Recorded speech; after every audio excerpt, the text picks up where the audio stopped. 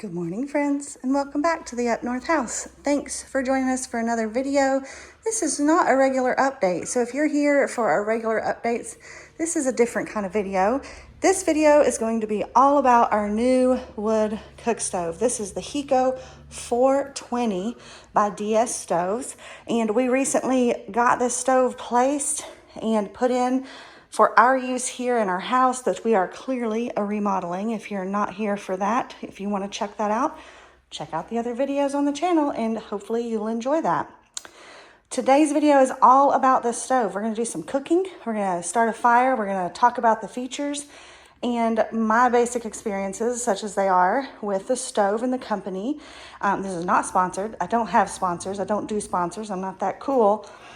But the stove is amazing and I want to tell people about it. And I haven't found many videos about this particular stove yet. I don't think it's like super new or anything.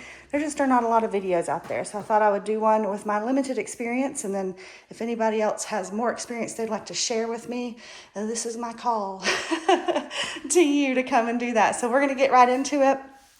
Like I said, this is the HECO 420. This is a wood-burning cook stove. It has, we have the glass on the firebox door. You can opt to have that or not. Big firebox. We do not have the glass on the oven door. You can opt for that as well. I may have, should have done that. I don't know. We'll see. I'm learning to not burn things. It's a trade. It's an art that I'm working on. So it has the oven for cooking. It also has a cooktop. So I'll show you our little owner's manual so you can see what that looks like here. This comes with the stove. The 520 model is what's shown in this picture. I believe the 520, and don't quote me, I'm no representative. I think it has a bigger wood box. It's larger, more in line with the size of the oven. So we got the 420 for our space and our situation here for what we wanted. So lots of cool features in here. You can choose extras. You can choose this warming box. We just got the regular shelf. A lot of upgrades, a lot of things that you can do. We did opt to get the heat mat, which is a metal mat. The stove is UL rated as well as the mat. So it is approved for home use in America and the United States and insurable and all of those things. It is a great heat source as well as a good cooking stove. So a couple of things I wanted to point out. This is the basic breakdown. It's kind of a diagram on the front. Your cook box or your wood box is over here and your oven is on this side. I don't have a lot of experience with other stoves, but this one is nice because there's a little baffle in here in the wood box that brings the heat over, and it really circulates pretty well around that oven box very evenly, and that oven box will hold its temperature for a good long while. We'll go over that a little bit later, but these are the kind of overview and layout there. Another cool thing about this stove is it has 3 options for the cook surface. One of the options, I believe the most expensive option, is actually to have the entire thing, this enamel coated steel. We opted for just the brushed steel plates in here. You can also have the entire surface as the brushed steel. So in speaking with the company, they recommended, and what they do from the factory is to put coconut oil on this to help season it. As it gets more and more seasoned with use, it becomes this more amber color. Right now ours is still making that transition. As you can see with coloration, it's fairly new. One thing that's come up with just people coming in and looking is this a cook surface? And this is not a griddle surface. In that way, it is a cook surface where if you have a frying pan, I use cast iron, you can put your frying pan here. This would be high, medium, and low. This is directly over your firebox, so it's definitely the hottest, and then it graduates over. But you wouldn't want to like throw a steak on here and cook that way because these are tiles, essentially. They lift right out, and these grooves are open to the boxes underneath so that you can easily replace them if anything gets damaged over time or anything like that. So this is not supposed to be designed to cook directly on the surface, but it is for pans and pots, teapots and stuff like that. So that is a question that's come up a lot. I wanted to say that. We have a few different controls. This is the firebox, as I mentioned before. This is that section in here that the baffle that the heat is drawn over into the oven area to get that heat circulating. So you have a nice big firebox. This actually comes with as an option too, where you can put a summer grate up here, so you can build your fire a little higher up with less fire and the heat is closer up. We didn't get that option, but it is an option. This stove also comes with the capability of burning coal. So you have a little shaker bar back here. If you're burning with coal, you can shake the grate underneath for that. So it gets very warm if you're doing coal, obviously. So we have the glass door, which I really, really like. So you can see the nice, beautiful flames and check your fire. We have this little lever is the cold air wash. It's another ventilation to let air in. It also kind of helps with keeping this a little cleaner on the glass front. Down here is the ashtray that you can see. About ready to clean that out soon. So that's in there on the bottom, easy to go there. This is the oven. It has a thermometer on the outside so you can monitor that temperature. I put a pizza stone in there just because I like the way it kind of heats things more evenly. It has two metal grates and you can pull them all the way out. They have the little lip at the back so you can pull it out to get your things out of the oven and that kind of stuff. So two of those, 3 different levels to place those on, so that's nice.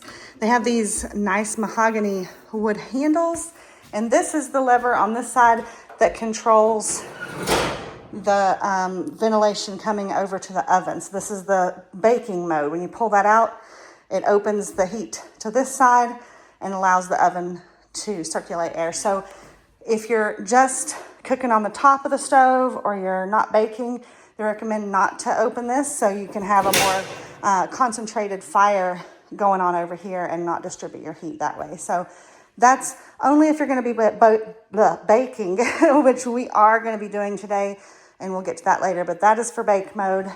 This one is for the cold air wash. And then the regular damper is actually on the back here. You can see that it's all the way open.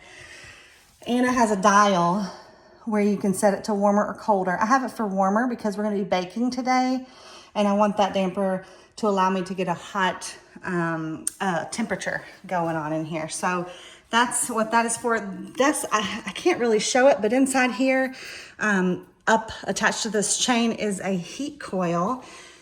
And one of the little fiddly things that I had to learn was when this came, you can see the bottom of the chain. It's kind of like a ceiling fan chain. You can adjust it bead by bead. And it was adjusted so that when it was open, it was all the way up. But as this heat coil gets hot, it will relax and automatically close that damper. It's a safety feature so that you just can't overheat things and get things crazy. So what I found my first couple burns was that I couldn't get it up to good baking temperature for the recipe I was using because the damper kept trying to close on me. So I spoke with the people over at DS Stoves and they suggested I adjust my chain there. And since then, it's been no problem whatsoever. And just to mention, I have absolutely loved working with DS Stoves. We, of course, got our stove from a local distributor here, but any questions we had, we called direct to DS Stoves. They're down in Pennsylvania. We had questions about their steel supply, the pricing. We had questions about, when things would arrive, if there were any shortages. Very open and ready for communication. We had questions about different aspects and how to deal with that damper and how to best manage these cooktop surfaces and what they were designed for. And they let us speak directly to the engineers. So wonderful company to deal with. You call, people answer, and they're more than willing to walk you through as a novice anything that goes wrong. So can't recommend them enough. Again, not sponsored, just have had a great experience with them as a company. So we're going to get into building a fire and then baking in just a few minutes. All right, we're going to start the fire. I have the wood box open. I have placed 3 medium-sized pieces of wood in there. I like to use birch bark because we have it and it's awesome. So I'm going to put a couple pieces of that on the next layer. And that's just, I mean, if you don't know, that's like having a pine cone if you're in other climates. Put in there, it just makes a nice starter for your fire. So I'm gonna put that in there and then layer on a couple little sticks of kindling like so. And then I'm gonna put more wood in there. And I like to use, for me, my preference is just some thinner pieces as I'm getting it started, little kindling pieces like so. And then I'll build it as it grows. So then just gonna light the birch bark. See if I can get that to start.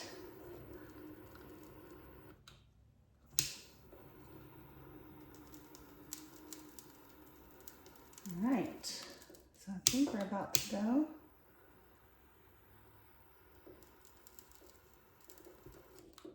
All right, she's caught. So now I'm gonna close it and let it go.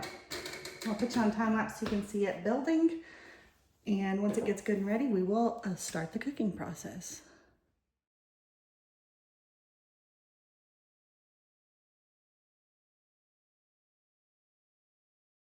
Okay, it's been about 5 minutes, give or take. My wood is getting nice and started in there. It's looking good. I'll add more in a few minutes once it gets settled down more.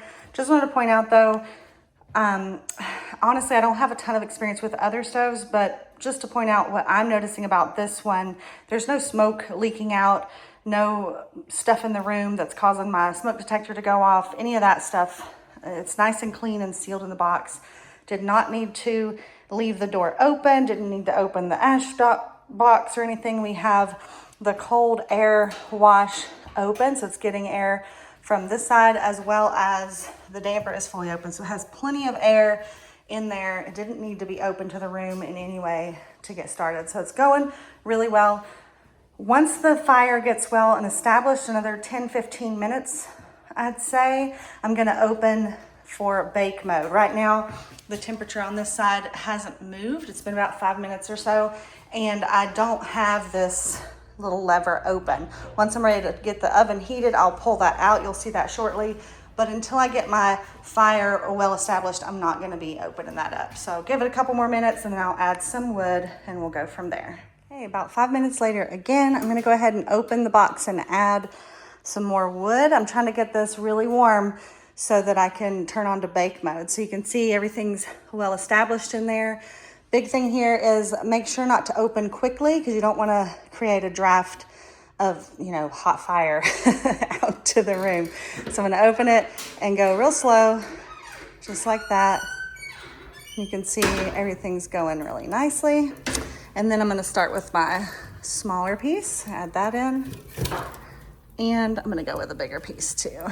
Get that started in there. All right, looking good. So I have one more piece to add. I'm gonna give it a little bit and go ahead and close this back down, let that get established, and then we'll check back when it's time to open up for oven heat. I'm excited. I'm making brownies today. Very excited to try that. Okay, about 10 minutes later, I'm getting ready to add the other big log. It is definitely heating up in here. My little latest round of coconut seasoning is evaporating or burning off the top up there. You can see the fire is well established, and even without opening the oven bake mode, this side has gone ahead and heated up to 150 degrees. So I'm gonna go ahead and open this now to intentionally heat this side, and we'll check that temperature again in a minute. While I've been practicing learning how to bake in this oven, I've been buying these little premixes so that it's just a simple process. We're actually not with running water and different things in the kitchen yet up here, so this makes it easier for me. I'm able to do it in our temporary kitchen out in our Airstream. So I have a brownie mix in parchment paper because that's my preference. I'm using these little aluminum trays for that, so that helps with the instructions. The instructions on the back of this particular one say 350 temperature for aluminum or glass. I have found that I need to go less than 350 because it's just a drier, hotter heat, I'm assuming. So that's what I'm fiddling with. If you have more experience with wood stove cooking, please, I'm all ears. I would love to follow a series, if you know of one, where someone cooks all the time, different casseroles, different other classic recipes using their wood stove, because I know everyone's different. Every recipe is different. Every environment is different. But this kind of thing has sort of skipped a generation. We don't readily know how to just cook everything evenly and consistently on this type of stove anymore. So I'm excited to learn, and so far have been able to do it. We'll see how today goes. So I'm going to add my last big log here, again with a slow open. Nice and hot. Good thing is we're in northern Maine, if you didn't know that already, and it's August and it's warm today, but I don't feel overly hot right now. We have plenty of windows, and in July we were having like down in the 40s at night, so it's definitely warm for summer, but not too warm for where we live. So if you are in a southern climate or another thing, this might be great for an outdoor summer kitchen. But I've found it so nice to have a wood-fired pizza. It's not really like a wood-fired, like a cob oven or anything like that, but it's just a drier, crispy heat, and I like it. So we'll check back on this. I've got it, like I said, it's open. It's beginning to climb. You can see the thermometer is rising now, almost up to 200. We'll check back in another 5 minutes and see what temperature we're at. About 5 minutes further along. Our temperature is now just over 200, approaching 225. I'm looking for around the 300 mark to put my brownies in, and the fire is roaring right along over here. Did want to mention too, the back damper that I mentioned earlier. I think you can see that it has closed a little bit now. It's not fully closed, which is the problem I was running into earlier, but it has relaxed. So that heat spring that's inside that little box has relaxed the chain and allowed that to close down a little, so that you don't just get a roaring crazy heat situation too quickly. And so you can adjust that chain for your needs if that's an issue that you run into if you're cooking this way. Okay, we are about 45 minutes, I believe, from the time I started the fire. I've kind of lost count, but I'm pretty sure we're 45 minutes in, and our temperature gauge now shows 300 degrees. So I'm going to go ahead and close this down so that it will hold the heat. I don't know if this is accurate, but I don't want to put my food in there while the oven is still building in temperature. It seems to be a little more doable for not having a liquid interior and a black top, which has happened, full disclosure. So here is our oven. And I'm using a non-kitchen tool to pull out my little tray. Put that in there, and then that back. And now we wait. Now is where I kind of wonder if I should have gotten the glass front, because I have to kind of peek into it pretty often. So I'm gonna let it sit, and I will check back and show you when there's something to show. Okay, we are about 10 minutes into the baking situation. We are over 300 degrees, so that's cool. You can see I'm getting a little bit of heat on there. My top part might want to burn on me, so I'm gonna try to let this get some air. I am gonna check with my little stick to see if we've got any clear. Oh, looking good. It is time for me to take that out. I'll do that and come right back. Okay, here is the result. It has cooled a little. I can touch it without any problems. This is that parchment paper. Everything's baked through. It does have a little color on the top. She's not a beauty queen, but she's gonna be delicious. Let me be sure of that. I can share this with my friends and neighbors across the street if they want, and we're gonna enjoy that. So this is a good practice round. This is another reason I'm using these real cheap and cheerful little mixes, just to get used to the oven and get used to things and how the process goes. So if you remember, when I opened this, the oven temperature was still wanting to climb on me. So I did not follow my own rule. I didn't wait for it to level off. I haven't added any more wood. The fire is cooking right along. The bake mode is off, but the oven box is continuing to hold the heat. So that's a really good thing about this. it will hold that heat.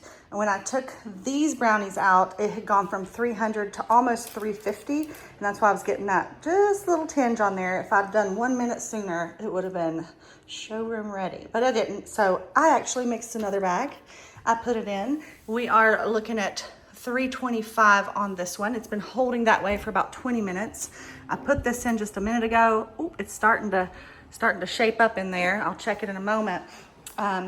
One thing I want to mention though, this cooked full and a little crisp on the top in 10 minutes. So our bag instructions say 350 for 26 to 28 minutes.